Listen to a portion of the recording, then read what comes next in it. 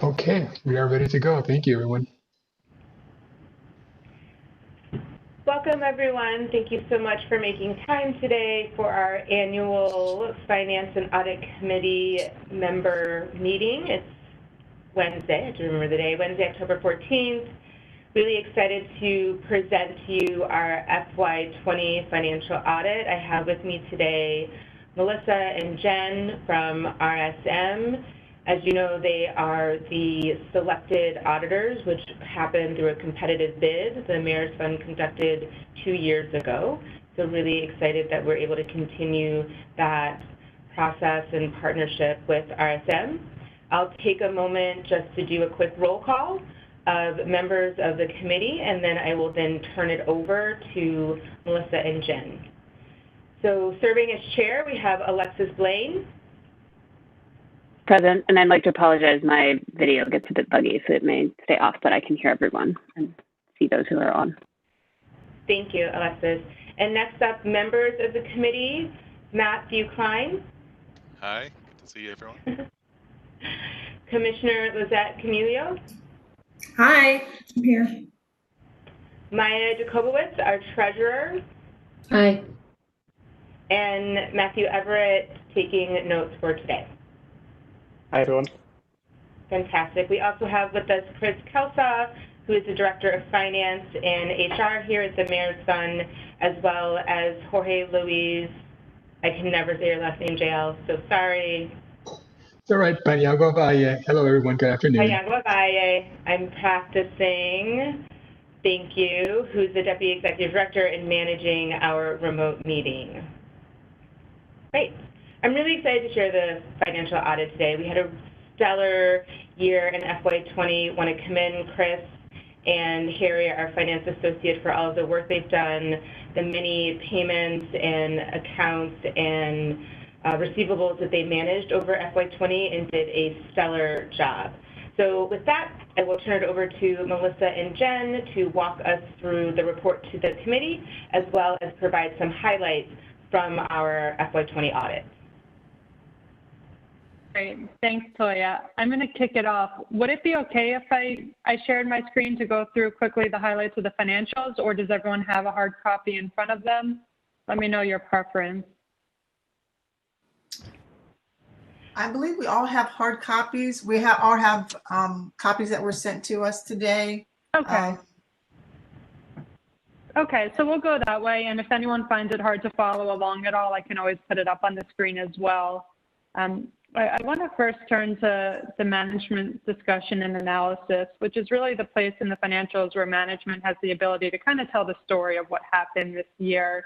And I am on the bottom of page 4 in the management discussion and analysis. And, you know, normally we don't take time to go through the MD&A when we present to you the results of the audit, but I think it's important to highlight this. And obviously, we're all very well aware of what's going on in the world right now, but the COVID-19 Emergency Relief Fund that the Mayor's Fund set up in March 2020, that garnered 9,500 donors, totaling $53.5 million, and $5.4 million of in-kind donations. So in-kind donations are items that were donated to the Mayor's Fund to then disperse out, such as the PPE, water, other support that frontline workers needed. It's just an incredible number. And when we go through the financial results, you'll see a lot of the changes in comparing year-over-year activity is really because of just, you know, those tremendous efforts there. And so, of course, given that there was just a very large volume of activity that Toya, Chris, and their teams were handling, so a huge increase in volume of activity, especially for that last quarter of your fiscal year. So if we turn to your statement of net position or your balance sheet, you'll see total assets of $34.3 million. It's a very large increase from last year, over 80% increase in your total assets. So Cash ended at about 14.3 million. So last year, normally your cash balance is a lower number. And that, of course, is a result of timing of, you know, you had this large influx of contributions and, you know, if stuff hasn't been sent out the door yet, paid for program activity, you know, it probably was shortly after year end for some of the programs that were put into place to support, you know, a lot of these COVID relief efforts. Contributions and grants receivable were about 8 million. So that also was an increase, 5 or 6 million from last year. And again, it's a timing factor, but it's a lot of pledges made to the mayor's fund where the actual cash maybe hasn't come in yet. Investments remain consistent. So this large increase in your assets directly resulted in a large increase of net position. So there's two components. You look at your restricted expendable, and that means it's restricted by donor restrictions. So these are items sitting in either your cash or your contributions and grants receivable, even in your investment balance that has to be spent for a specific purpose or at a specific time. So there are donor restrictions, you know, that are in place there. And then your unrestricted net position, which is about 1.8 million. So this is, you know, the resources of the fund that are available for your admin, your general operating, stuff like that. So if we turn to the statement of revenue, expenses, and changes in that position, this is page 9. You'll see here, of course, the big story is the total operating support and revenue of 77 million this year. When we compare that to prior year, it was about 29.2 million in the prior year, and it normally is in that 20 to 30 million range. So of course, the big driver here was your COVID-19 relief. There also were a few very large contributions that go into this. The Foundation to Promote Open Society, the National Philanthropic Trust, and then of course the continued support from Robin Hood Foundation. I know you've received support from them year after year. But from those three organizations, you know, you're looking at 40 million, if not more. So it was tremendous support there. You know, one individual contribution being in the amount of 20 million, which, you know, typically would not be seen in a normal operating year for the fund. So total operating expenses also increased as a result of using the contributions for the programs that they were meant to support. So expenses were about just shy of 67 million, and the surplus from operating results was 10.6 million. There is some non-operating revenue. It's in the form of the City of New York contract, which is an annual agreed upon amount that the fund receives every year from the city for 700,000, and then investment activity. So any results of market conditions related to your investments. This year it was about a $300,000 gain. And overall change in that net position, or in the non-GASB world, your net income for the year was 11.7 million. So very healthy year, as Toya alluded to, for the mayor's fund. Any questions on your financial results? Okay, great. So we are substantially complete with our audit now. We just have a few kind of minor cleanup items that always come at the end of the audit. Our goal is to issue this Friday. At this point, these numbers are considered final. We're just doing a few wrap-up items on our end and hoping to issue with the signed RSM opinion by Friday. And with that, I'll turn it over to Melissa to walk through some of the required communications about any audit adjustments on the audit and significant estimates. Melissa? Thanks, Jen. So if you look at the other document that you were provided, which says it's the report to the audit committee, you would go to page 1. This is all of our required communication. So this takes you through the fact that what our responsibility is providing reasonable assurance on the financial statements.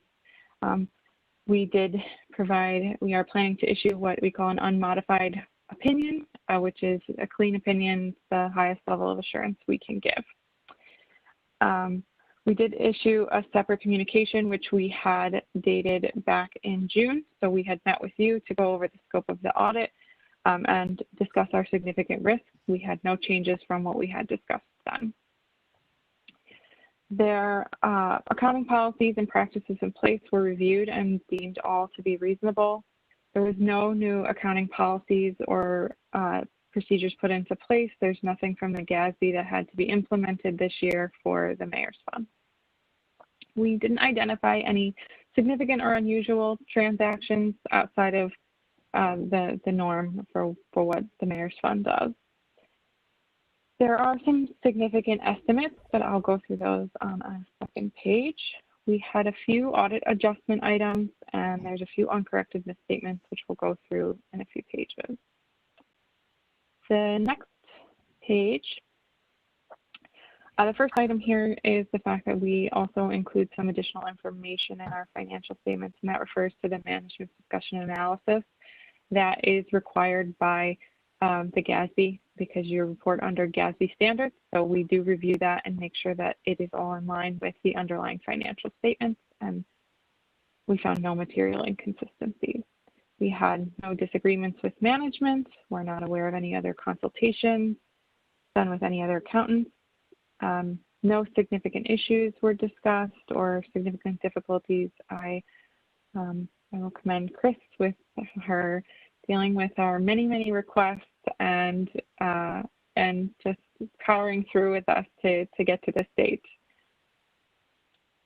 And we also have here, we had discussed the fact that there is two items that are one's a material weakness and one's a significant deficiency, which are included within the report that Jen had gone through. Yeah, Jen, Melissa, to chime in, I'm going to speak to those at the end after you go through the recorded audit adjustments. I'm happy to walk the committee through those matters and what they relate to. Great, thank you. And then the last item here is noting that we have included the management representation letter here for your review. There's not, nothing I would note that's a significant change from what that has looked like in the past. When we are ready to issue, that will be something that Toya and Chris will sign in order for us to issue the reports as final. The next page, page 3, has the list of the significant estimates that we have reviewed during the audit. We always want to bring to your attention what these estimates are, because this is an area where there could be room for management bias. And so we looked at the allocation of expenses between program and supporting services.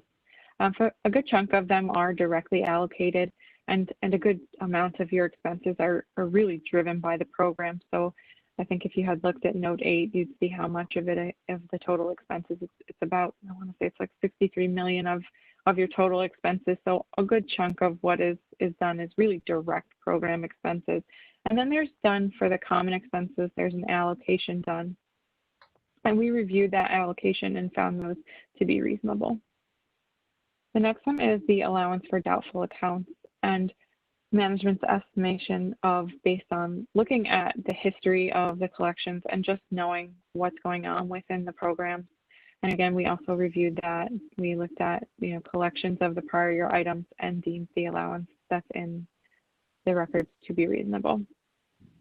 The last item is the valuation of investments. The investments that the fund has held are very simple investments, I would say. They're all level 1, which means that there is something out there similar for us to price. So we did an independent fair value test and found those valuations to be reasonable. So the next page here is our summary of recorded audit adjustments. Its first item is related to finding a total of 4 transactions for which there was no revenue recorded that there should have been. One of these was due to a misunderstanding in an amendment of the agreement, and the other 3 were related to items that where the contract wasn't signed until probably the last week of the fiscal year. So they were just missed. 2 of the whole amount, and at least 1.6 million. So Jen, feel free to chime in wherever you want. I feel as though it's just unfortunate that the 2 items were missed were so large, because in the grand scheme of how many transactions we tested, which was over 100, and how many transactions were gone through this year, especially with the increase due to COVID, that these two just happen to be items that are material. Yeah, I'll speak to that now too, because I can tie in some of the comments. Material weakness that we've had in the past has been related to this revenue recognition matter, and absent these two items, we really felt that the prior material weakness is truly in the process of being remediated. New controls have been put into place. Management has been calling us throughout the year, asking when there have been questions about how to interpret certain contracts and the GASB guidance for revenue recognition. One item in particular was $1 million on its own, and I think the agreement was signed the last business day of your fiscal year. And stuff happens. So while it is reported as a material weakness, again, just because these items do add up to $1.6 million, I do feel it's important to highlight that the material weakness is certainly in process of being remediated. And the hope is that going forward, the number of deviations identified during our audit continues to go down. Thank you for that clarification, Jen. It is actually very helpful to understand the controls that we put in place last year have been beneficial. And again, I want to note that Chris and Harry have been reaching out on a continuous basis to both you and Melissa to get guidance on reviewing contracts and grant award letters and amendments so that we can correctly contribute and allocate the funds. And so again, thank you for the continued support, and I'm really pleased to hear about the continued progress that the team is making and look forward to the upcoming year. Melissa, I'll turn it back to you. I'm done with my interjection there. Thank you.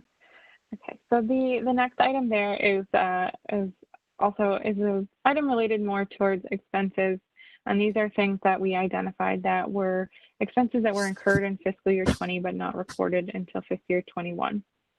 A little bit smaller numbers here, so we don't have any specific findings related to this, but just some items that came up. Again, it was a small number. They just happened to be a larger dollar amount there. I will note that these are recorded audit adjustments, and when we say recorded, this means that these things are included in the financial numbers that Jen went over with you.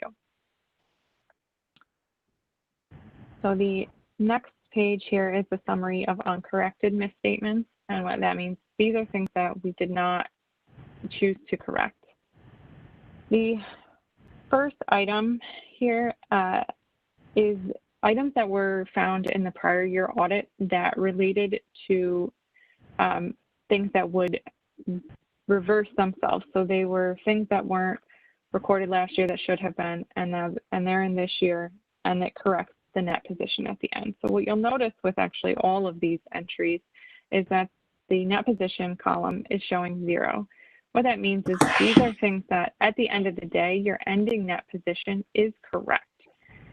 So we, for these small types of dollar amounts, we wouldn't want to go back and try and look at things and say we're going to correct them from things from last year. So yeah, it's cutoff issues that we bring to management's attention, and the management concludes that it's not material, and certainly not material to go back and restate a prior year for these very small amounts. So that's why they show as uncorrected in terms of revenue or expense reported between the 2 years. But as Melissa said, at the end of the day, everything got into ending that position, and that ending number is accurate.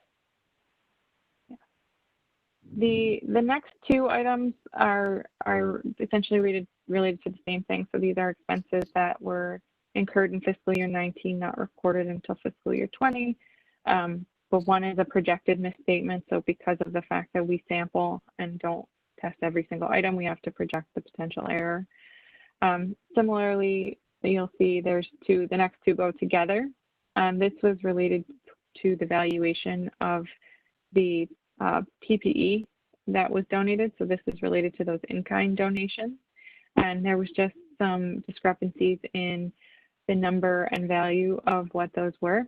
Ultimately, what the impact of in-kind donations is always a zero because you have used all of those items that were donated. You guys essentially just send them over to who's using them within that same year. So the impact was still a net zero on your net position. Any questions?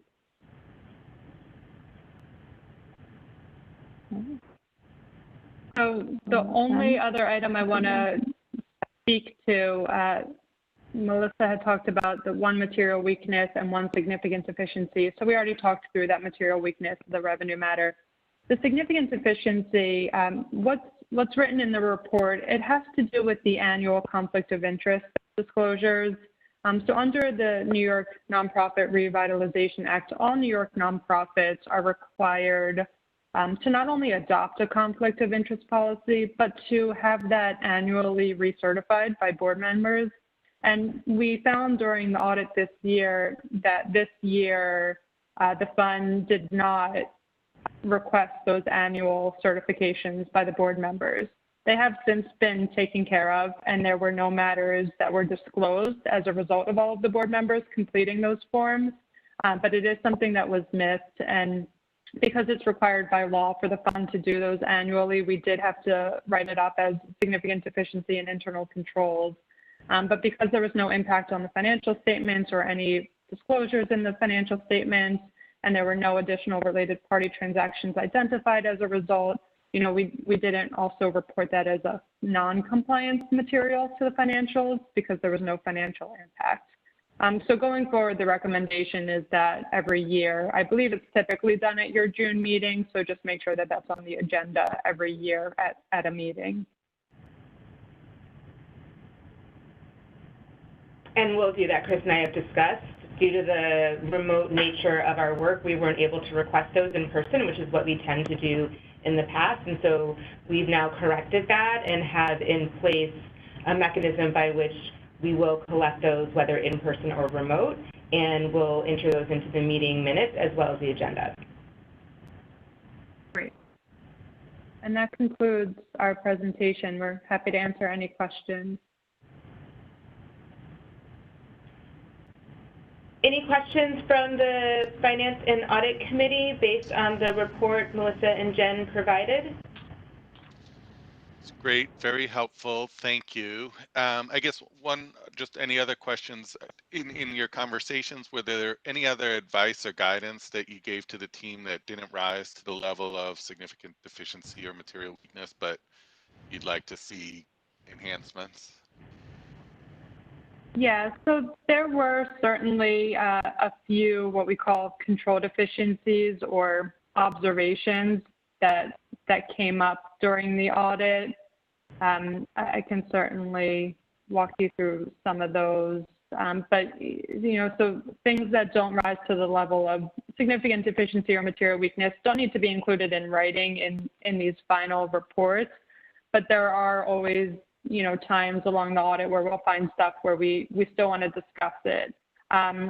So a few of the items that we did see that we've already discussed with management, there had been one very minor bank reconciliation error, I think about $70,000, and they were able to figure out the root cause of that and correct that. I think there may be in one of our selections or two in testing payroll, we saw a few timesheets that didn't necessarily have the approvals being performed. I believe in those situations, those were salaried, not hourly employees. So it mitigated the risk in terms of, the approval hadn't been done, but the timesheet, that's not what drives the amount that individual got paid in that time period, which is why it didn't elevate to a higher level of control deficiency. But of course, the recommendation was to make sure all payroll timesheets are being approved timely. And then the one other item that Melissa already spoke to is some of those expense cutoff errors. We did talk with management about what occurred and why those items may have been missed. But overall, and compared to our materiality on the audit, it was not a large dollar amount. Thank you, Matt. Thank you, Jen.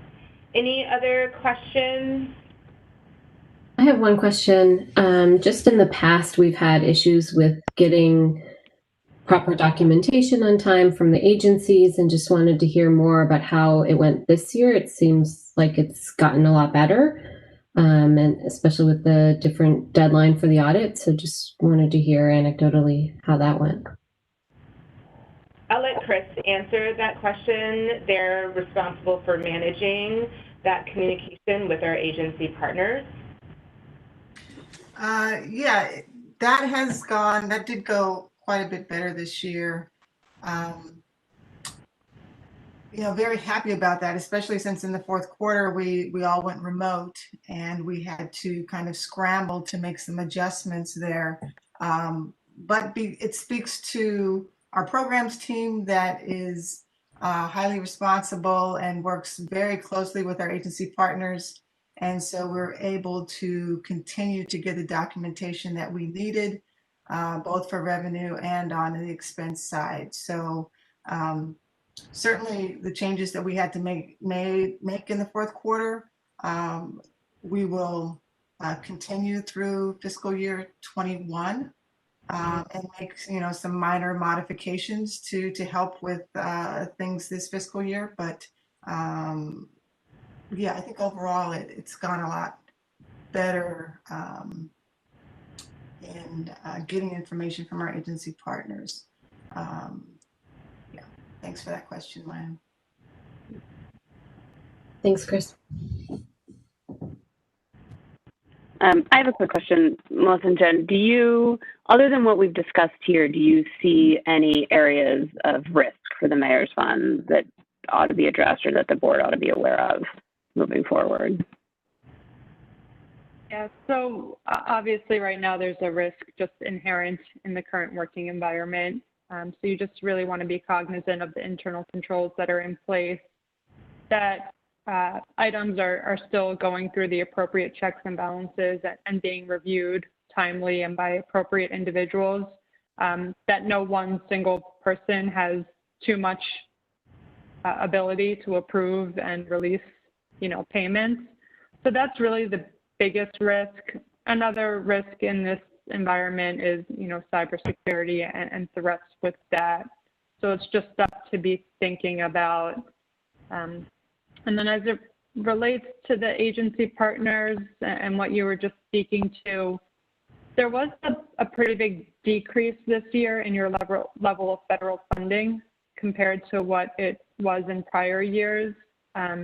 And so that also decreased the risk of significant cutoff errors in some of the information from some of the agencies who are carrying out those federal programs. Obviously, I don't know what the plan is going forward. I know some activity may have been transferred back to the City of New York, some programs winding down. So if federal funding goes back up, then, you just want to be aware of any risk related to that. And I will say to that, the two federally funded programs we had was Connections to Care, which is winding down. Our evaluation with RAND will come out this fall. Thank you, Matt, to your team, who are phenomenal in working with us to get that out. Bridget and Sinead, and now that Kate is back, I am beyond elated. Like, I can't even express to you. Go, Kate. And then the other grant. Yeah, Kate's fabulous. Then the other grant, and Chris, correct me if I'm wrong, is with the Department of Justice that we had with NGBV, and that also closed, and we don't have any plans to renew or submit for any additional federal funding in this coming fiscal year. That's correct. Great. Any other questions? And again, I ask because I truly do want them. It's really great to have an active and engaged audit committee and board. It's helpful for me and Chris so that we have the support and guidance of the committee. So I really do appreciate the questions and the feedback that we've gotten throughout the fiscal year. Anything else before we close out this call? We just have to take a quick minute to update our inquiries of you about any subsequent events or any allegations of fraud or matters you may be aware of since we've last asked you those questions? No. Okay, thank you. Great, so if there are no other questions, we will share this audit with the full board. Chris will provide a short summary during our November 4th board meeting, virtual. And if there are any other questions, please let myself or Chris know. Alexis, if you need any additional information prior to the board meeting on the 4th, happy to provide that. I just want to say what to approve. So can I make a motion to approve the FY20 audit as presented by RSM? So moved. Thank you, Alexis. Do I have a second? Second. Thank you, Matt. So was that Alexis or Commissioner Camilio who provided the It was Lisette. It was Lisette. Thank you. I want to make sure we're correct in our minutes. Matt, please note that that was Commissioner Camilio and then Matt. All in favor? Aye. Any opposed? The motion carries. We have accepted the FY20 audit October 14th at 2:35 p.m. I think that's it. Thank you guys so much. As always, let me know if you need anything. I'll see you virtually November 2nd. Happy Wednesday? Wednesday. It's a blur, total blur. Happy Wednesday, everyone. Have a great day. Thank you, everybody. Everyone. Thank you, everyone. Thank you for your service.